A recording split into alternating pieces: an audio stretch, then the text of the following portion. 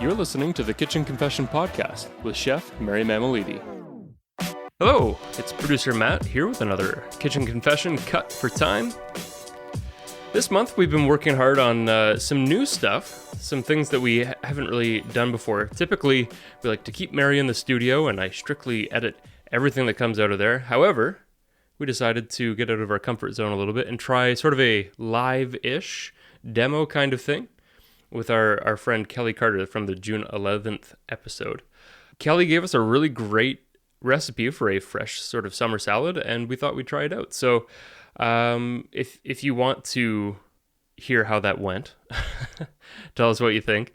That like I said, is the one that came out June 11th, called Healthy Habits with Kelly Carter. And you get to sort of do a bit of a cook-along with Mary, who is downstairs in her own kitchen.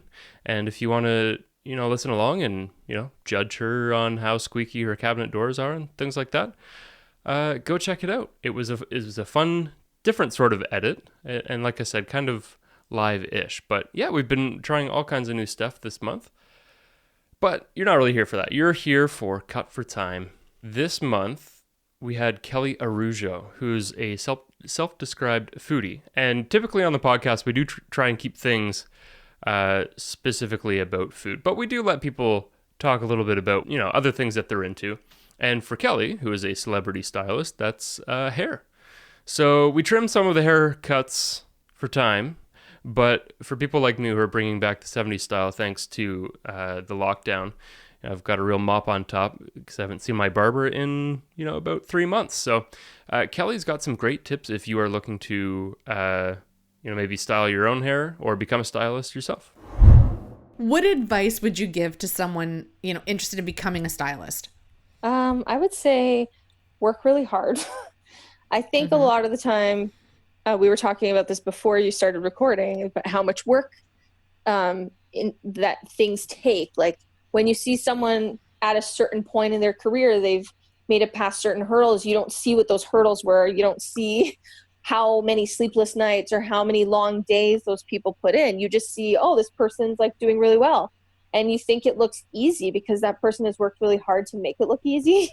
Yeah. But the truth of it is you can't get anywhere unless you work really hard, and nothing is going to be handed over to you. And you need to really put in your time and do all the steps. And honestly, find a mentor and stick with that person, because that person is going to be the one that helps you through, and respect what they have to tell you, because no one is going to spend time on you if you're not willing to receive the messages.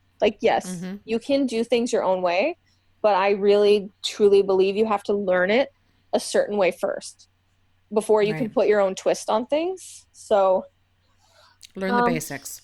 Learn the basics from someone who's been doing it a long time. Find that support network, believe in yourself, and don't give up, because really that's what it comes down to. And getting anywhere, no matter what your job is not easy, but you have to stick to it, and you can't quit, and you can't expect it to be easy, because it's not going to be. It is what it is. And personality, you can be the most talented person in the world, but if you're not nice to people, if you're not kind, if you're not respectful, if you're not willing to be compassionate as well and treat people the way you want to be treated, it's going to be very hard. So keeping that in mind, and honestly, I really truly believe you can get farther ahead when you do it with people. You don't have to do everything by yourself. Very true. We can all help each other up the mountain.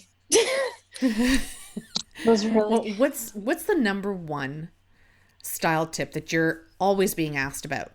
A lot of tips on beach waves and how to do the perfect beach wave or perfect top knot. People love messy hair because it's something that I think is very in fashion, because we all want to look kind of like we didn't try, but we did try. But mostly, a lot of beach wave tips, which is really different. I know we've talked about this a lot because you're my client too. And you're always asking me how to do your beach waves, because you have to style your own hair so many times for all your cool videos that you're making and your travels. So Actually, I would say to you, what is your biggest tip? Because for me, it's always about like, how do I tell people how to do this on themselves? Like, I have the knowledge of a hairdresser, but then like it's different when you're doing it to yourself. When you're doing it to yourself, the front looks pretty okay. The back, you're keeping your fingers crossed that it turned out the way it should, and hope I'm that no always one like, no don't one looks worry. at the back. Yeah, and I'm always like, don't worry about the back. And the best thing about beach waves is that it can be messy. It doesn't have to be perfect, and the less perfect those waves are, the better. Yep. So my best piece of advice would be like, don't try too hard. Like, don't make perfect sections. Don't make perfect curls with your curling iron. Just like, yep, be kind of laissez-faire about it. I love it. And that's what I do. Give yourself a time limit, 10 minutes tops. And then whatever happens in 10 minutes, then that's just what you go with. Go with half a head, go with it. What styling tools are your go-to? I always a good blow dryer is always very important. So invest in a good blow dryer. People ask me about the Dyson all the time. The Dyson is a great blow dryer, but I don't think everyone needs to go out and purchase a Dyson. You know, I returned mine. Did you? I got it as a gift. Yeah. Frank got it for Christmas, and I returned it. You weren't digging it. It was drying my hair so beautifully that it was pasting to my head. Oh, it was getting it was too good. So straight. Yeah, it was just too good for me. It was way too good. I needed something cheaper where I can get that little bit of frizz. That's amazing. But it is a beautiful blow dryer. Yeah, and I think if you have like really curly hair, and you just use it every day, the Dyson is the best blow dryer on the market for that. Their diffuser is amazing. The 3 heat settings is amazing. So that is a person I think would benefit from spending that kind of money on that kind of a dryer, which it's a good quality dryer. It's going to last you a long time. For the rest of us who don't need to buy the Range Rover of blow dryers, I would just, invest in a Parlux. It's about $200, $170 to $200. They're amazing. They last forever. It's Italian made. It's hot. It's powerful. It'll really change how quickly you dry your hair, and it'll last longer. So a good blow dryer and a curling iron, because I feel like waves are definitely a thing that people do a lot on themselves. So the Hot Tools curling irons are my favorite, the gold ones. They're not expensive. They're very easy to get. If you're in isolation and you want to try some new hairstyles, you can order one on Amazon. Also, Hot Tools has one of those round brush blow dryer things. I don't know what you call them. Oh yeah, blow dryer in the brush. It's like it's a cross between the hairdryer and the brush. Yes. So for anyone who is not had one, Revlon. Yes, that's where I first saw it. And that one is wildly popular as well. But yeah, it's like those are really good if you want to like quick blow dry and do it in one step. And if you don't want to. The brand is Hot Tools? Hot Tools has one. Revlon has one. Yeah, those are cool and easier. Good for like medium hair lengths, I would say. I haven't tried it on a shorter hair person. The brush is kind of wide, so I feel like if you have like a lob, you're still in the clear.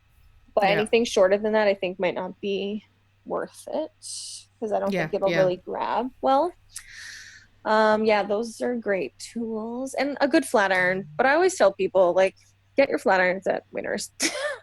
Which is probably like people are scoffing. Other hairdressers are probably like, why would you tell people that?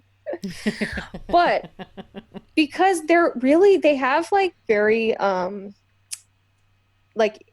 professional flat irons. They get very hot.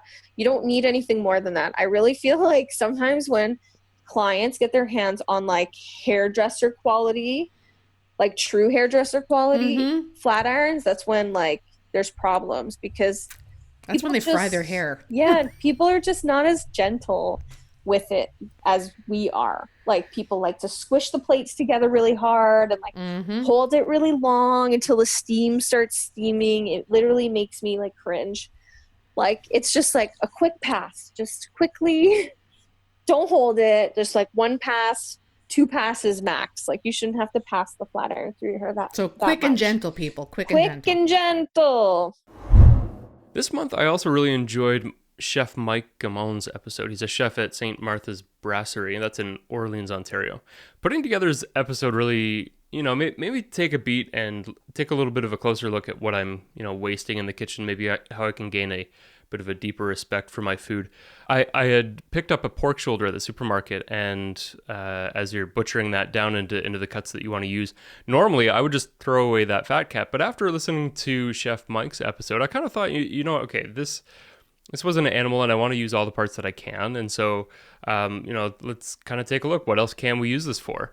So I spent a little while online just looking up different ways that you could use the fat cap. I realized that you can render it down into lard that you can use in other stuff. I know it's not the healthiest, but there's some great recipes that I found that use that, maybe for your potatoes. I even found something, cookies for a really crispy edge. So, there are different ways that you can use that as well. A big recommendation was to use it if you want to make your own sausages. At first I thought, well, I don't really make my own sausages, but then on second thought, there's really no reason why I couldn't. And even if I didn't want to get it into the casing, I saw some great tips about making sort of an English style sausage patty. So, there's different ways that you can use it and, respect the animal and just generally waste less. So here's a little more from Chef Mike. And also, I really love when guests give us a unsolicited double scoop of a kitchen confession. So we had to trim the second for time, but, well, that's why you're here.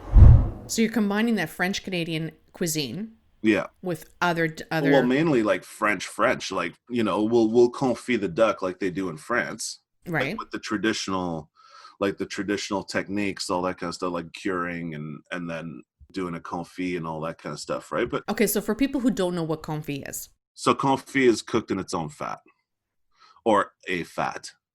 Like the duck, it's easy because you end up with so much fat from it that you render out. Cooking it very slowly at a really low temperature, just taking all that fat out, and the more the fat comes out, it creates almost like a blanket for the duck, and it cooks slowly, and it just breaks down to a point where it's just so delicious. And it's very easy to eat and very because legs are tough, like duck is tough, so it's a good way to treat tough meats. Really, it doesn't always have to be duck. I've done it with rooster, like pigeon, stuff like that. Like it's really it's you just choose cool your fat and then kind of cook that down.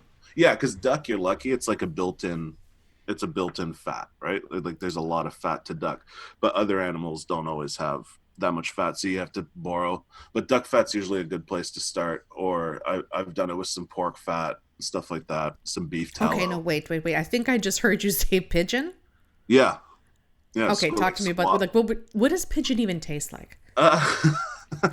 Now, don't say chicken. Now, no. You know what? I would say like almost like pheasant or actually quail. But now let's be honest here. I'm not talking about the pigeons that you're seeing downtown Toronto. Okay, thanks for clarifying that. Yeah, no, we're not eating we're not eating those. Like they're actually farmed, and normally they're sold as squab. So they're baby pigeons, or small pigeons anyway. And there's not a whole lot of meat on them, but they're super flavorful. But I would say it's more like quail. More like quail. My dad used to love quail. Okay, so and it was funny. He used to actually stuff quail, which was hilarious to me because they're so tiny. It's extremely rich because of all the fat. So I had to come up with some way to break that up, because I was like, there's no way people are going to want to eat this. A lot of people use balsamic vinegar or something like that, or do almost like a gastrique to break it up. And I said, okay, gastrique's fine, but what do I want to do? Because everybody does the same thing. I gotta think outside the box. I love Aboriginal flavors.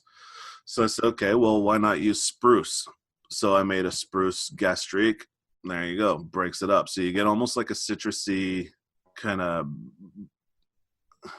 it's just perfect.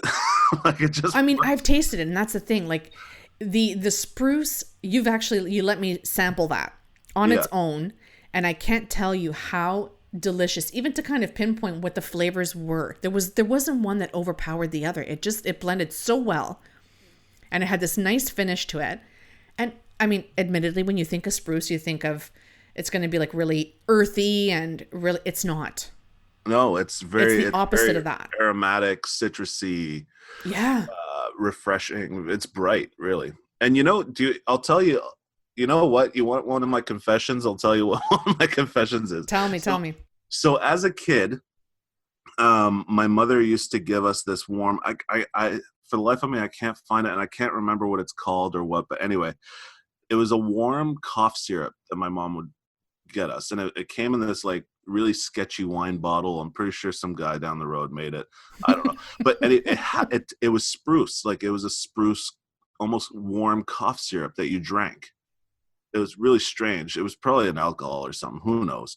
But anyway, I remember it being so delicious. And forever I've been trying to figure out what that is. And I think I kind of tapped into that. So really, you're welcome. I'm giving you cough syrup. Because I think that's what I came up with, because that it tastes exactly like I remember as a child, but it works so well with the food, and somehow I kind of just figured it out. See, it's healing, it's nourishing, it's all in one. There you go. See, and they say cooks are caregivers. Yes. And so there you go. It all works together. All encompassed in this one dish. Yep, exactly. Okay, it's my turn. A double scoop of kitchen confession. A couple of weeks back, I was doing a couple of experiments in the kitchen, which led to my wife telling me that I absolutely had to share these shame-worthy moments on the next Cut for Time. So the first one, I'm a bit of a home brewer, and one of the things that I like to do is mead, like a honey wine kind of thing. And like wine, mead benefits from oaking, so where normally you'd put wine into giant oak barrels, home brewers tend to put either oak cubes or wood chips into their batch. And it doesn't have to age for as long to get a similar kind of effect, but there you go. One of the things that you can do with wood chips is to toast them. Instead of charring the barrel, you toast your wood chips and you get a little bit more flavor out of them. So this is what I was trying to do, but at the same time, I was also trying to preheat the oven for a homemade cast iron pan pizza, which goes in at a significantly higher temperature than I would typically toast wood chips at. But I thought I'd save some time and threw them both in at once. And the second I went to open the oven to check on my wood chips, I got a face full of smoke, stung my eyes, and scared the dog with the smoke alarm. Okay, I mean, it happens, right? Everyone set off the smoke alarm before. Not a huge deal. Kind of a weird way to do it, but whatever. Well, later that week, I decided that I really, really needed to have some Millionaire shortbread. For those of you who hadn't had it, it's absolutely delicious. It is shortbread on the bottom, then some kind of soft caramel layer, and then a hard layer of chocolate on top. Delicious. I'd never made it before. I have had it, but I've never made it before. And it was my first time trying to turn sweetened condensed milk into caramel. And from everything the internet told me, all I had to do was let it simmer on low until it gets, golden brown, and then let it cool. And I did that. But when I came back to it later, it was just a hard lump of toffee that would not pour smoothly over my shortbread. And so I got clever and decided, I'll sort of soften it up in the microwave. And I put most of it into a bowl and popped it in the microwave. Came out great, worked just fine. Poured it over top of the shortbread, and it was great. But there was a little bit extra, and I wanted to get the most bang for my buck, and so I put that in for the same amount of time. And I looked across the counter at my wife, who was pointing, eyes wide and mouth agape at the microwave, and I turned around, and there was smoke just billowing out of the microwave. Grabbed it out of the microwave, and threw it in the sink and doused it with water. And I noticed as I did that the caramel was actually charred and there were embers. I had lit this caramel on fire. So naturally I got laughed at a little bit, and my wife told me I had to share this here on Cut for Time. That's it. That's all you get. You know where to find us at Kitchen Confession on Instagram. Please reach out and let us know what you think. Or go to kitchenconfession.com to hear literally everything we have ever done. Thanks to producer and host, Mary Mamalidi, and thank you for sticking with me.